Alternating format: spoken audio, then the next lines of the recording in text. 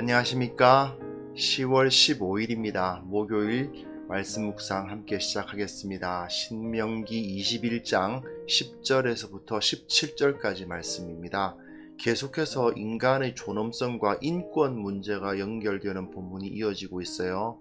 이걸 통해서 다시 한번, 사실은 여러 번 반복을 해서 말씀을 드리다 보니까 조금 식상해지지 않았을까 싶은 생각도 드는데, 하나님께서 사람의 생명, 그 존엄성에 대해서 얼마나 많은 관심을 갖고 계신지에 대해서 우리가 한번 이 말씀을 통해서 다시 한번 생각해 보았으면 좋겠고요. 그리고 다른 사람을 배려하는 문화, 그런 것도 한번 생각해 보았으면 좋겠다, 그런 생각이 듭니다. 그럼 함께 말씀을 통해서 그 내용을 알아보고 묵상을 이어나가도록 하겠습니다.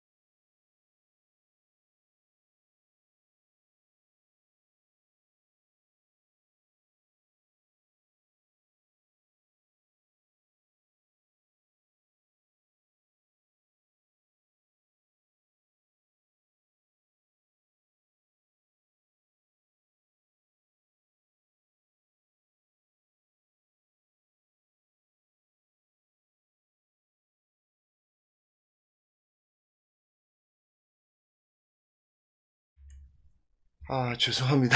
이 성경 본문이 서버렸네요. 왜 이런 일이 벌어지는지 모르겠는데, 나중에 묵상해 나가면서 본문을 같이 읽어 나가기로 하죠. 제가 이 동영상이 서버리는 경우는 또 이런 경우는 또 처음 보네요. 어쨌든 지금 우리 신명기 계속해서 구체적인 규정들 다루고 있습니다. 성경 본문에서 율법의 중심 사상들 다루고 있고요. 그리고 그 가운데서 구체적인 규정들이 무엇인가 다루는데, 그 가운데서 이제 생명 존중과 관련된 규정들이 이어지고 있습니다. 생명 존중 관련되어서 이제 뭐 살인에 대해서, 그리고 전쟁에 대해서 다루어왔고, 이제는 조금 세부적인 사항들, 살인이라든지 전쟁이라든지 이런 일들이 있을 때 사람의 생명이 위협을 늘 받게 되어 있는데, 그럴 때 그것을 어떻게 대처해야 되는가에 대한 설명이 이어집니다. 그리고 어제 본문에서는 이제 살인자를 이제 잡지 못했을 때, 범인이 누구인지를 알 수가 없을 때에 어떻게 해야 되는가. 그렇다고 그냥 넘어가서는 안 된다. 사람이 죽은 사건은 매우 엄중한 사건이고 그것에 대한 죄값을 치러야 한다라는 설명이 이어지고 있었죠. 자, 오늘 본문에서는요, 한번 오늘 읽질 않았으니까 한번 천천히 읽으면서 내용을 파악해 보도록 하겠습니다. 내가 나가서 적군과 싸울 때에 내 하나님 여호와께서 그들을 내 손에 넘기심으로 내가 그들을 사로잡은 후에 내가 만일 그 포로 중의 아리따운 여자를 보고 그에게 연연하여 아내를 삼고자 하거든.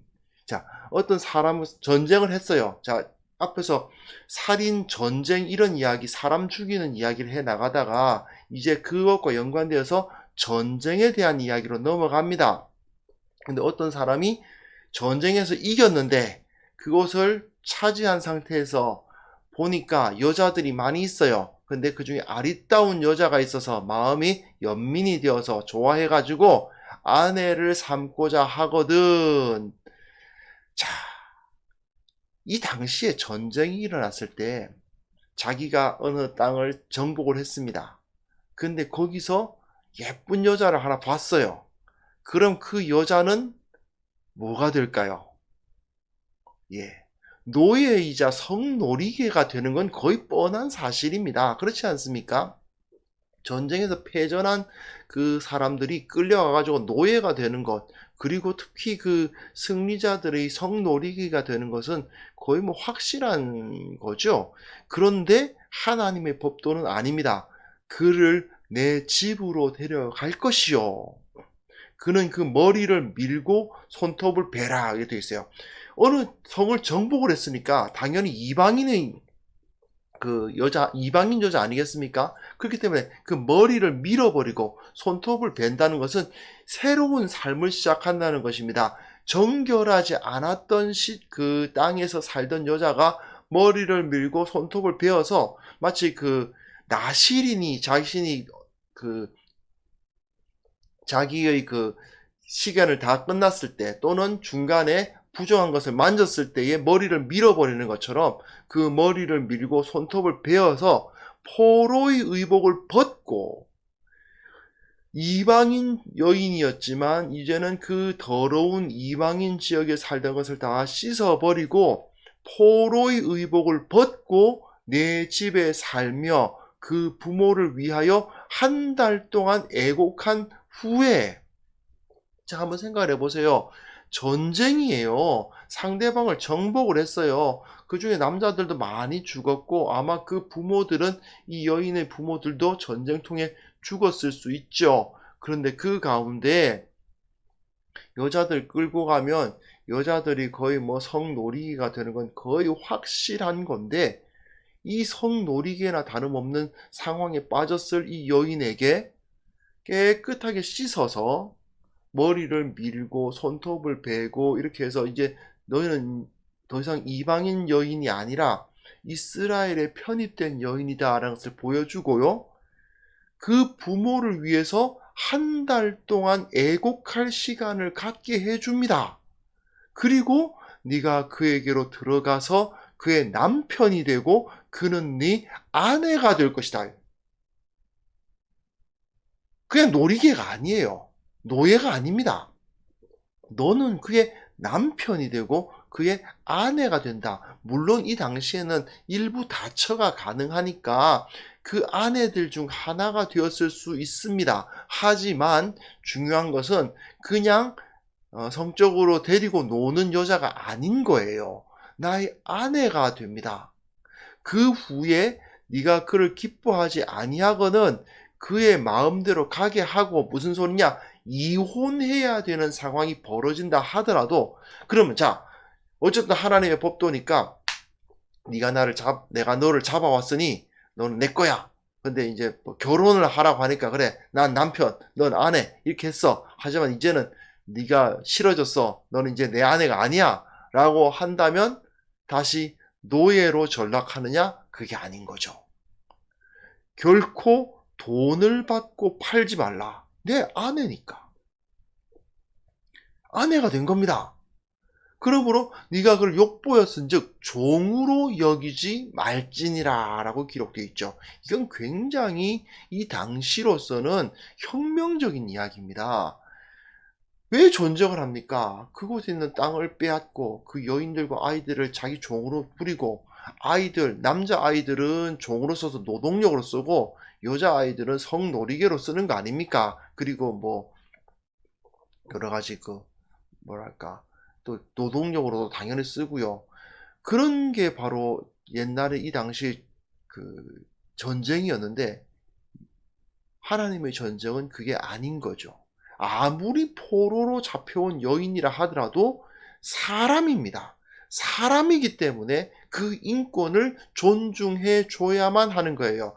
전쟁에서 서로 칼을 들고 싸울 때에 사람을 죽이게 되는 것을 피할 수는 없습니다. 그러나 그것 때문에 꼭 죽이지 않아도 되는 사람을 죽여서도 안 되고, 또한 그 패배한 사람들의 여자라고 해서 인간 이하의 취급을 해서도 안 되는 겁니다. 왜 그렇습니까? 하나님의 법도 아래에서는 이스라엘의 사람이건 이방인 사람이건 사람은 하나님의 형상이에요. 사람은 하나님의 형상이기 때문에 함부로 그렇게 사람을 동물처럼 막 자기 그 욕망을 분출하는 도구로 그렇게 삼아서는 안 되는 겁니다. 여인을 취하려면 네 아내로 만들어서 취할 것이지 절대로 너의 욕망을 채우는 도구로 삼지 말라고 여기서 강조하고 있는 것을 우리는 꼭 기억해야 됩니다. 이건 조금 다른 적용이긴 하지만 최근에 참 나라가 참 많이 음란해지지 않습니까? 그런 거 좀 느끼세요? 솔직히 말씀드려서 제가 어릴 때하고 지금하고 비교해 본다면, 아니 한 10년 전, 15년 전과 지금을 비교해 본다면 세상이 굉장히 음란해지고 있다는 것을 볼 수 있는데요. 그러면서 남자와 여자의 관계가 그냥 쉽게 만나고 쉽게 헤어질 수 있는 거라고 생각하는, 그런 말을 아주 대놓고 얼굴 내놓고 말하는 그런 세상이 지금 되어가고 있는 것을 많이 보게 되거든요. 근데 하나님의 법도에 의해서 한번 생각해 보십시오. 이 당시에 전쟁 포로로 끌려온 여자의 지위가 어떤 것이었는지를 한번 생각해 보세요. 그랬을 때에 이 여인을 취하고자 하더라도 정식으로 결혼을 해서 네 아내로 삼아서 취할 것이지 절대로 함부로 창녀처럼 성놀이개로 삼아서는 안 된다라고 말하고 있는데, 지금 이 세상에서 누가 상대방을 이렇게 무시할 수 있습니까? 모두 다 동등한 사람들이잖아요. 그럼에도 불구하고 그 관계를 그런 식으로 자기 욕망을 채우는 식으로 가져간다는 건 있을 수가 없는 겁니다. 이런 부분도 우리가 분명하게 말을 할 수 있어야 돼요. 세상이 점점 악해지고 음란해지고 있을 때 우리는 분명하게 하나님의 법도를 말할 수 있어야 된다는 것, 우리가 꼭 기억했으면 좋겠습니다. 그리고 그 다음 본문 보시면요, 오늘 이 PPT 돌아가는 컴퓨터가 뭔가 좀 이상해요. 참, 예. 문명이 발달하면 발달할수록 오히려 딱딱 정확하게 되어지지 않는 것이 너무 많은 것 같습니다. 조금 제가 오늘 본문이 안 나온 것 때문에 좀 마음이 상했는데요. 어쨌든 마음 위로를 좀 얻으면서 다음 본문 보시면요. 자, 이 본문은 뭐냐 하면, 이제 전쟁 포로도 아내를 삼아야 된다, 이런 규정이 주어지다 보니까 그것과 덧붙여서 나오는 규정 같아요. 아무래도 아내가 둘 이상이 되는 경우가 생긴다는 겁니다. 그랬을 때 제일 큰 문제가 뭐냐면 아들이 태어나죠. 태어났을 때 누가 장자가 되느냐의 문제가 생기는 겁니다. 남편이 아내를 2명 이상을 두고 있는데 어느 아내는 사랑하고 어느 아내는 덜 사랑하는 경우가 생겨요. 사실 야곱이 그렇게 했죠. 레아와 라헬이 이렇게 있을 때 라헬을 너무 사랑하다 보니까 레아는 이제 좀 차별 대우를 했습니다. 그런데 거기서 아들들이 태어났을 때 누가 장자가 되느냐는 거예요. 조선시대 왕정들 이야기를 보면은 그 왕이 자기가 좋아한 그 아내의 아들이 어림에도 불구하고 세자를 삼았다가 난리가 나는 일들이 벌어지는데, 여기 보십시오. 어떤 사람이 2 아내를 두었는데 하나는 사랑을 받고 하나는 미움을 받다가 그 사랑을 받는 자와 미움을 받는 자가 둘 다 아들을 낳았다 하자, 그 미움을 받는 자의 아들이 장자이면, 먼저 태어난 아이면 자기의 소유를 그 아들들에게 기업으로 나누는 날에 그 사랑을 받는 자의 아들을 장자로 삼아 참장자, 곧 미움을 받는 자의 아들보다 앞세우지 말라는 것이죠. 먼저 태어난 아들이 장자가 되어야 된다라고 이야기를 하고 있습니다. 반드시 그 미움을 받는 자의 아들을 장자로 인정하여 자기의 소유에서 그에게는 2 몫을 줄 것이니, 왜냐하면 당시에 장자는 다른 아들보다 2 몫을 받아요. 예를 들어서 야곱이 그랬죠. 아들이 12명이다. 그러면 자기 재산을 13수로 나누어서 장자에게는 2 몫을 주고 나머지에게는 하나씩 주었습니다. 그게 그 법도예요. 물론 야곱의 경우는 요셉이 장자가 되었습니다. 왜냐하면 르우벤이 장자로서의 지위를 잃을 만한 범죄를 했기 때문이에요. 그렇기 때문에 요셉이 장자가 되었는데, 그러다 보니까 요셉 지파가 없고 에브라임 지파와 므낫세 지파가 되는 거 아닙니까? 요셉의 2 아들들이 각각 하나의 지파가 된 거죠. 그렇게 2 몫을 장자는 받게 됩니다. 아들이 2이면 아버지의 재산을 3수로 나누어서 두 개는 장자에게, 하나는 차자에게 주는 거죠. 그렇게 되어 있는데 이 상황에서 사실은 참 논란이 많을 수 있잖아요. 그런데요, 이렇게 장자, 먼저 태어난 사람에게 그냥 장자로서 인정을 해주게 되면 사실은 그렇게 잡음이 없어집니다. 이것이 법도니까요. 그러나 그렇지 않고 아버지가 사랑한 그 아내의 아들을 장자로 삼기 시작하면 굉장히 어려워지죠. 그 가운데서 분쟁이 일어나게 됩니다. 사실 뭐 조선시대에 태조 이성계가 이 방석을 세자로 삼았다가 아들들이 싸우는 그 일들이 일어나는 것도 사실 그거죠. 그뿐만 아니라 그런 일이 일어나지 않는다고 하더라도 말입니다. 한번 생각을 해보십시오. 미움을 받는 어머니, 우리 어머니는 우리 아버지로부터 미움을 받고 있어요. 별로 좋아함을 받고 있지 않아요. 그 아들의 입장을 한번 생각해 보세요. 그 자체가 상처죠. 이복 동생이 있는데 자기가 가장 먼저 태어난 장자임에도 불구하고 어머니가 아버지로부터 별로 사랑을 못 받고 저기 다른 어머니가 이제 사랑을 받는다는 이유로 자기가 장자로서의 인정도 받지 못한다고 한다면 어떻게 될까요? 이 사람은 그야말로 아버지를 아버지라 부를 수 없는 상황에 빠지게 되는 겁니다. 그렇지 않습니까? 서자 취급을 받게 되잖아요. 이것은 아들이 아니라 분명히 맨 처음 태어난 장자임에도 불구하고 아들이 아니라 종 취급하는 거나 다름이 없거든요. 이건 있을 수가 없는 겁니다. 그러므로 하나님께서는 사람은 그 사람이 어떠한 위치에 있든지 간에 그가 마땅히 받아야 할 존귀한 대접을 받아야만 한다. 누군가 전쟁 포로를 잡아왔다 하더라도 너의 아내가 된다면 아내로서의 취급을 받아야 하고, 네가 별로 사랑하지 않는 아내의 아들이라 하더라도 그 아들이 첫 아들이면 그 아들은 장자로서의 역할을, 지위를 가져야 한다. 그러니까 하나님이 딱 정해주셔가지고, 왜냐하면 이 당시 사람으로는 사람이 태어나는 순서는 하나님께서 정해주시는 거라고 이제 생각을 했기 때문에 처음 태어난 것의 하나님께서 정해주신 장자다. 그래서 너의 기력의 시작이다, 이렇게 이야기를 하고 있죠. 그래서 장자의 권리는 그에게 있다라고 하셔서 어떠한 논란거리도 발생하지 않도록 만드시는 것을 볼 수가 있습니다. 여튼 이걸 통해서 우리가 확인할 수 있는 것은 어떠한 상황에서도 생명은 존중되어야 합니다. 그리고 생명을 존중한다는 것은 단순히 그의 생명, 진짜 이게 목숨을 끊지 않는다는 수준이 아니고 그 사람의 인권, 인간으로서의 권리가 보호되어야 한다는 것을 찾아볼 수가 있습니다. 자, 이 하나님의 법도는 시간이 흐르고 세월이 지나도요, 하나님의 법입니다.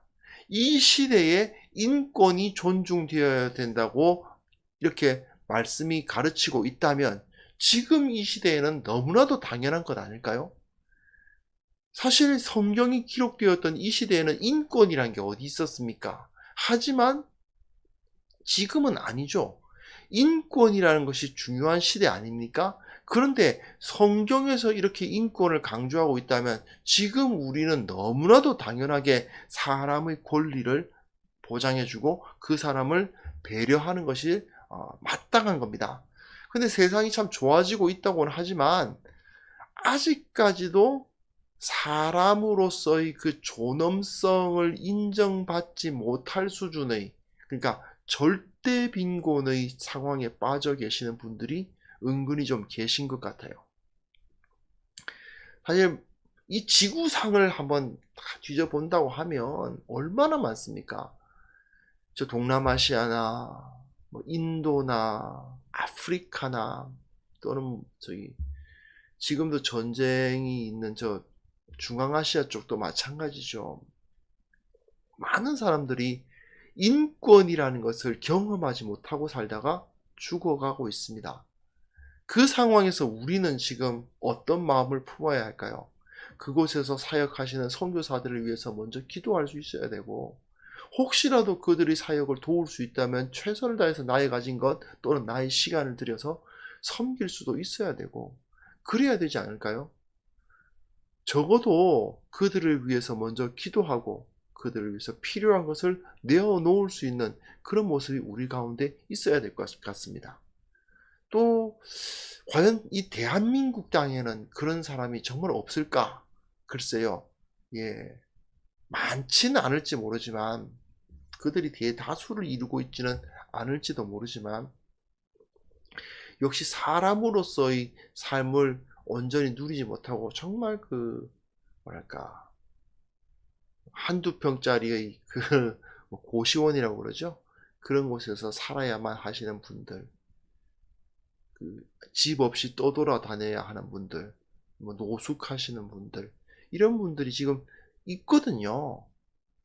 그런 분들이 이 사회에 없도록 하기 위해서 물론 우리가 우리 능력으로 완벽하게 없을 수도 있습니다만은 그러나 최선을 다해서 그런 분들이 적어도 최소한의 인간으로서의 존중을 받을 수 있는 사회, 그런 세상을 만들어가기 위해서 우리가 노력할 수 있었으면 좋겠습니다. 이런 말을 하면 내가 뭘 할 수 있을까? 그런 말을 하시는 분들도 계신데 당장 내가 구체적으로 이걸 할 수 있는 것이 뭘 할 수 있다라고 생각이 안 난다 하더라도요. 우린 그리스도인들입니다. 그리스도인들은 기도할 수 있잖아요. 그렇죠? 그리스도인들은 하나님께 아뢰서 이 문제를 해결해 달라고 요청드릴 수 있지 않습니까? 먼저 그것부터 해야죠. 위에서 기도하고 간절히 구하고 그것을 통해서 이 땅 가운데 하나님의 평화, 진정한 인권이 살아 숨쉬는 그런 땅이 될 수 있도록 우리가 노력해 나갔으면 좋겠습니다. 이 시간 정말 가난하고 소외된 이웃을 위해서 정말 힘들고 어려운 이웃을 통해서 날씨가 점점 추워지고 있는데 그들이 이제 몸을 누일 곳을 찾게 하옵소서, 그 배를 불릴 것을 얻게 하옵소서, 인간으로서의 최소한의 존엄성을 얻을 수 있는 환경을 허락하여 주옵소서. 같이 기도하는 우리 모두가 되었으면 좋겠습니다. 기도하겠습니다.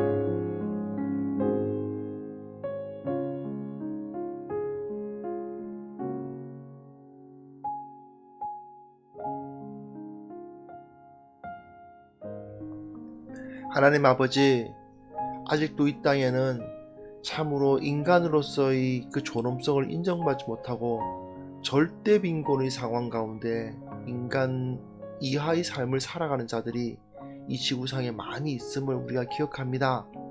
주님, 우리의 능력으로 저들을 도울 수 없으나 주님께서 도와주시고 주님께서 지켜 보호하여 주시기를 원합니다. 그 수많은 사람들이 어떠한 상황이 있든지 생명을 유지하게 하시고 그 가운데에서 참으로 슬픔 당하지 않도록 도와주시고 그들에게 필요한 것들 주님께서 채워주시기를 원합니다. 아버지 하나님, 인권의 사각지대에 놓인 사람들 우리가 어떻게 도울 수 있을지 지금은 구체적으로 보이지 않는다 하더라도 주님께서 보여주시고 찾게 하여 주시고 한 사람이라도 더 구원할 수 있는 우리가 되게 하여 주옵소서.